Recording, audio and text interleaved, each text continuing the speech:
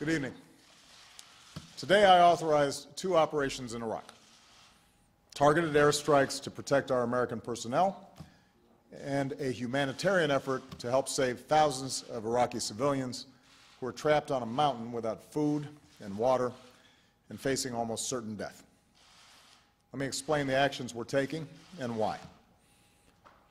First, I said in June, as the terrorist group ISIL began an advance across Iraq, that the United States would be prepared to take targeted military action in Iraq if and when we determined that the situation required it.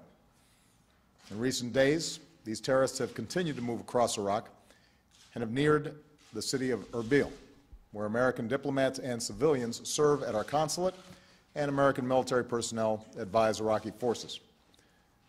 To stop the advance on Erbil, I've directed our military to take targeted strikes against ISIL terrorist convoys should they move toward the city.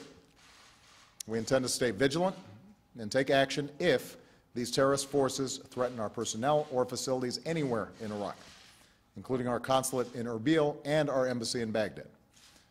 We're also providing urgent assistance to Iraqi government and Kurdish forces so they can more effectively wage the fight against ISIL.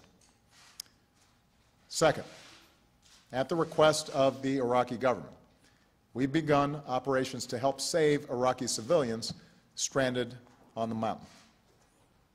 As ISIL has marched across Iraq, it has waged a ruthless campaign against innocent Iraqis, and these terrorists have been especially barbaric towards religious minorities, including Christian and Yazidis, a small and ancient religious sect.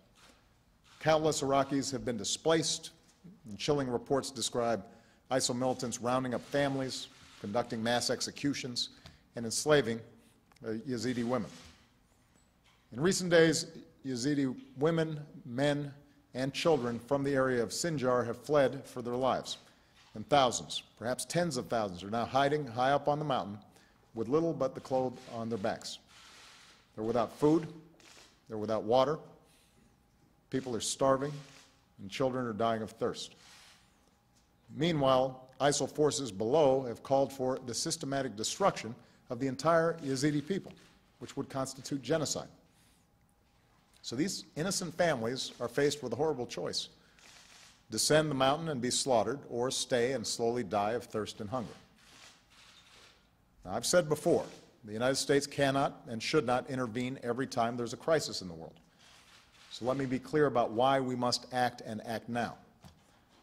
When we face a situation like we do on that mountain, with innocent people facing the prospect of violence on a horrific scale, when we have a mandate to help, in this case a request from the Iraqi government, and when we have the unique capabilities to help avert a massacre, then I believe the United States of America cannot turn a blind eye.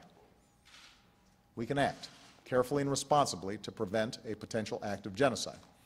That's what we're doing on that mountain. I've therefore authorized targeted airstrikes, if necessary, to help forces in Iraq as they fight to break the siege of Mount Sinjar and protect the civilians trapped there. Already, American aircraft have begun conducting humanitarian airdrops of food and water to help these desperate men, women, and children survive. Earlier this week, one Iraqi in the area cried to the world, "There is no one coming to help." Well, today America is coming to help. We're also consulting with other countries and the United Nations, who have called for action to address this humanitarian crisis. I know that many of you are rightly concerned about any American military action in Iraq, even limited strikes like these. I understand that. I ran for this office in part to end our war in Iraq and welcome our troops home, and that's what we've done.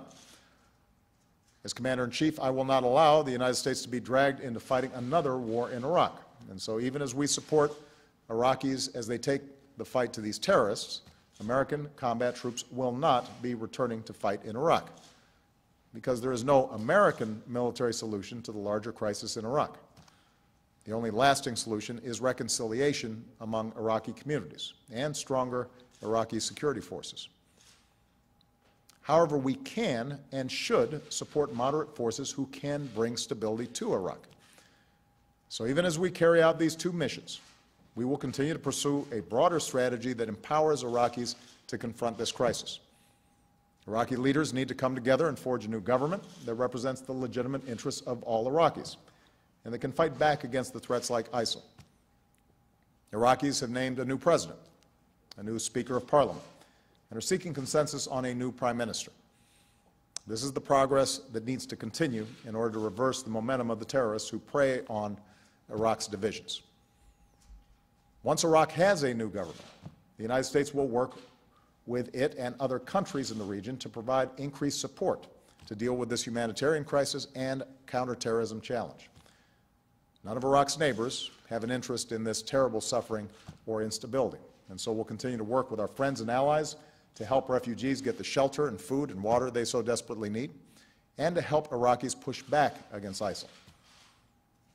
The several hundred American advisors that I ordered to Iraq will continue to assess what more we can do to help train, advise, and support Iraqi forces going forward. And just as I consulted Congress on the decisions I made today, we will continue to do so going forward. My fellow Americans, the world is confronted by many challenges, and while America has never been able to right every wrong, America has made the world a more secure and prosperous place.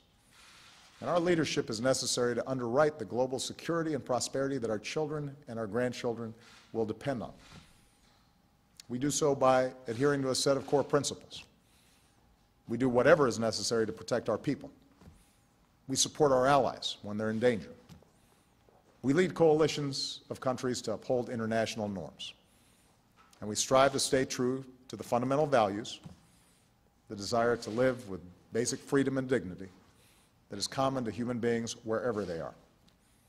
That's why people all over the world look to the United States of America to lead. And that's why we do. So let me close by assuring you that there is no decision that I take more seriously than the use of military force. Over the last several years, we have brought the vast majority of our troops home from Iraq and Afghanistan, and I have been careful to resist calls to turn time and again to our military, because America has other tools in our arsenal than our military. We can also lead with the power of our diplomacy, our economy, and our ideals. But when the lives of American citizens are at risk, we will take action. That's my responsibility as Commander-in-Chief.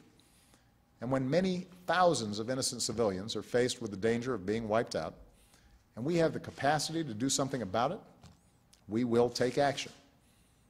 That is our responsibility as Americans. That's a hallmark of American leadership. That's who we are. So tonight we give thanks to our men and women in uniform, especially our brave pilots and crews over Iraq, who are protecting our fellow Americans and saving the lives of so many men, women, and children that they will never meet. They represent American leadership at its best. As a nation, we should be proud of them and of our country's enduring commitment to uphold our own security and the dignity of our fellow human beings. God bless our armed forces, and God bless the United States of America.